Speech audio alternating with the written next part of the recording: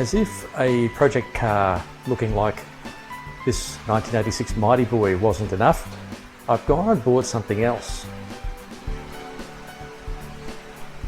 A 1990 FSM Niki, otherwise known as a Fiat 126p. And let's have a little look around it. Let's unbox it. It's only just arrived, and so has the rain, so we'll be inside.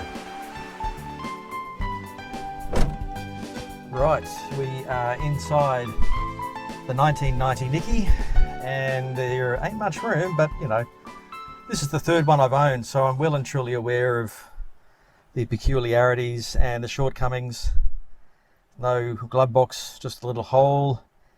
That's where you undo the boot, which is on the front, as some people call it, and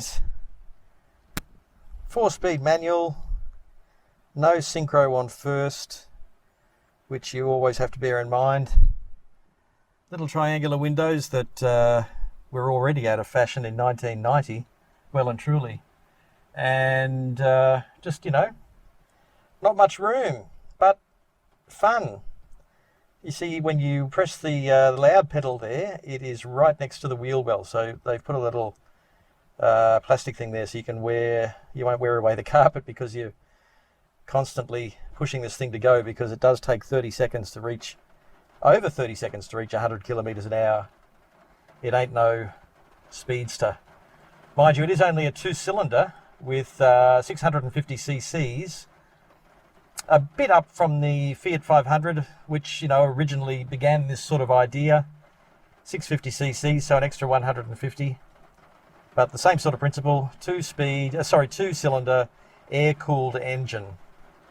Now, this is officially made by FSM, which was a company in Poland around the end of communism that was manufacturing cars. I think it's since been replaced by another name, but it was manufacturing these copies of Fiat cars, the Fiat 126. In fact, it's known as the Fiat 126p, the P being for Poland. And the fellow who owned this has really looked after it, considering it's 31 years old. It scrubs up pretty well, and nearly everything works. I've got to fix that stereo though. You might think that's a nice looking stereo, and yes it is, but it is that deep that the back of it is right next to the clutch pedal, so you keep hitting the back of the stereo when you're trying to hit the clutch, so that'll have to go.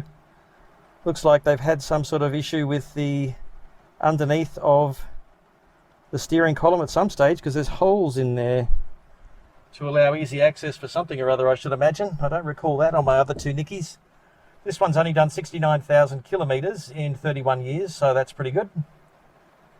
The Nikis have, you know, the 80s binnacle with lights at the top. Push it twice to get main beam, hazards in the middle, and defroster, demister on the bottom for the back window.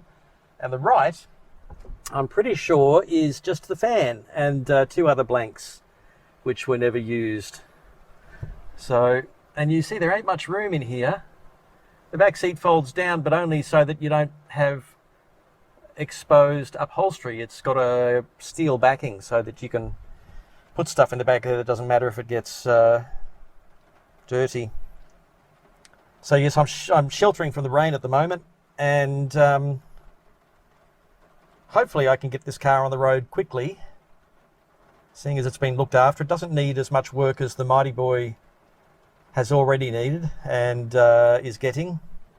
That's another one that could be on the road soon, but I'd say this is a more certain bet.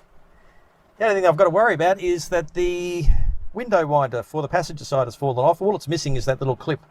So I've already ordered some on eBay. Pack of 10 is the minimum for what you can get, so that's okay. And there's no mirror. Where's the mirror gone? Very basic in here, very basic, but you know, that's what I love it for. Blinkers is just the little one there. That's main and high beam. Washer on the right. You pull it towards you to get the window washing going, and I'll show you that in a moment. That is under the front hood in the frunk, where there's simply a plastic sachet, a plastic bag that is hung on the side of the car, and I believe uses gravity to send the water towards the front. There's no motor by any means. And of course behind that seat is the engine.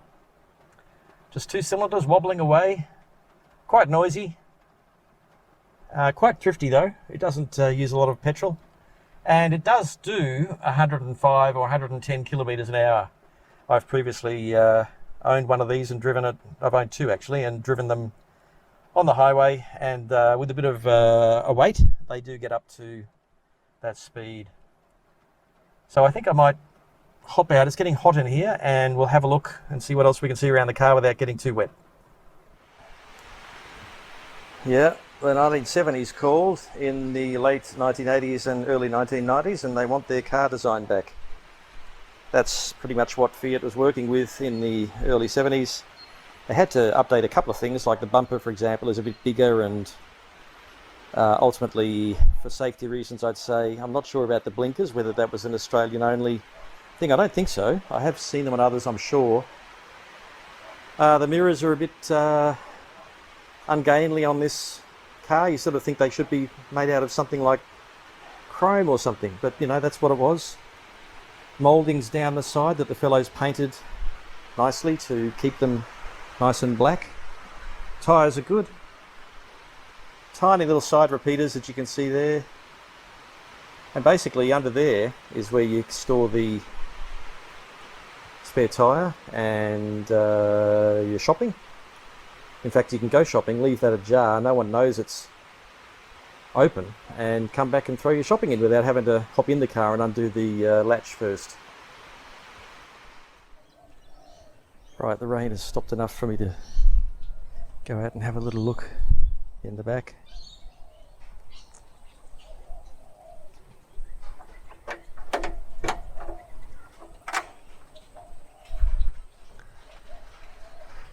And there it is.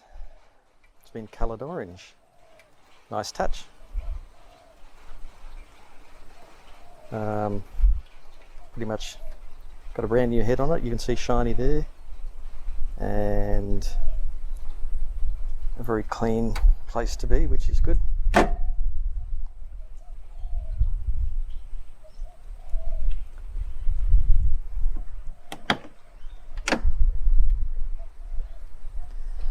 Funny story about these cars is that Tom Hanks was filming in Europe and kept posting on social media about these crazy little cars that he found everywhere. And eventually he finished filming and went back to the US, and so I understand the Polish government arranged to have one all restored and repainted sent over to him. And they gave it to him in a special ceremony. I'll put a link on the screen so you can watch that.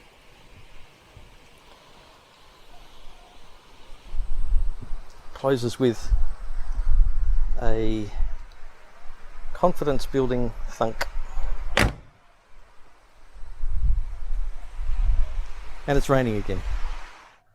Right, well, let's go for a run in it and see what it's like.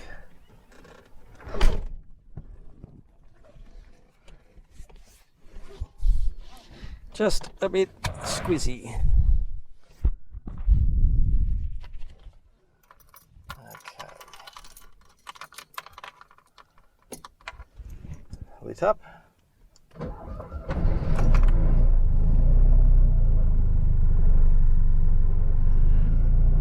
Here we go with the wipers.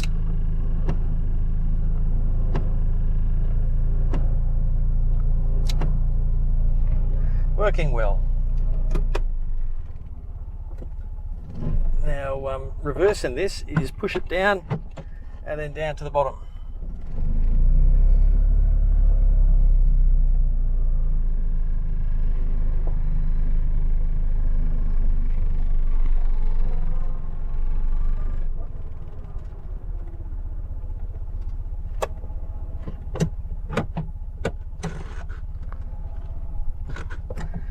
need to put a new rubber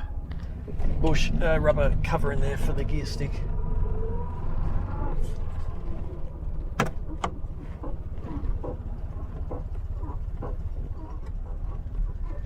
No synchro on first, so you have to be at a complete stop to get into first. And I think I'm in third there, so I shall try again. Here we go.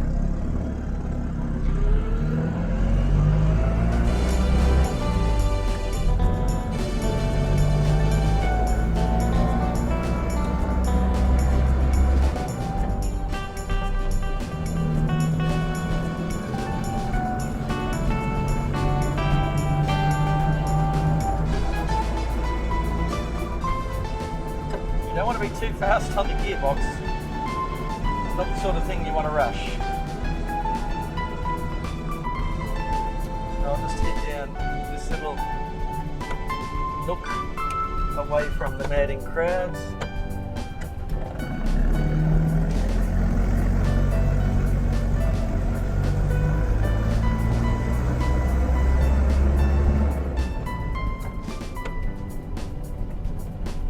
Second does not like to go in unless you're almost at a stop,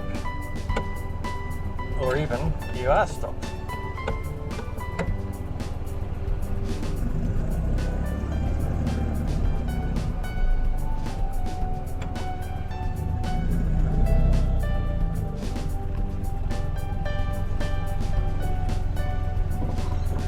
Turns on a dime though. And let's turn it off.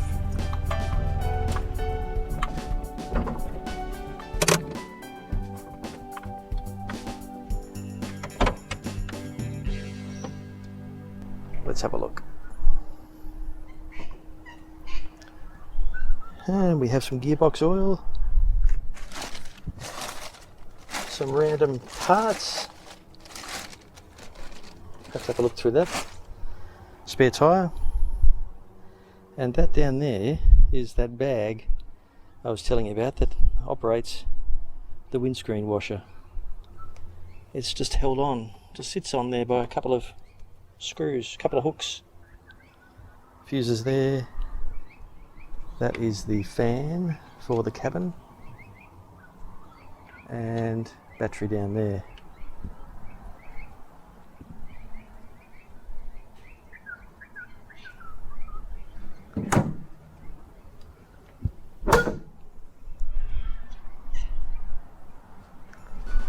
So there we go. Another addition to the fleet.